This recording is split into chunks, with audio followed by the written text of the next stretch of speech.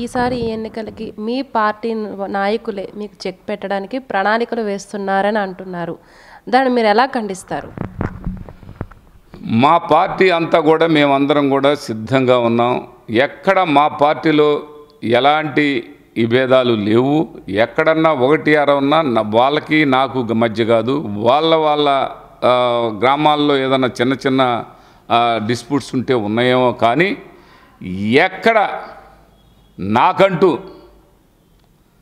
అందరూ నాతోటి మా పెద్దాయన కరెక్టు, మా పెద్దాయన ఈ నియోజకవర్గానికి కరెక్టు, మా పెద్దాయన ఈ నియోజకవర్గానికి అన్ని విధాల మంచి చేస్తున్నాడు అనుకునే విధంగా మా పాలన కానీ, వాళ్ళ పట్ల నేనుండే విధానం కానీ, వాళ్ళు నేను ఒక కుటుంబ సభ్యులాగా ఉండే పద్ధతులు కానీ వాళ్ళందరూ కూడా ఆస్వాదించారు.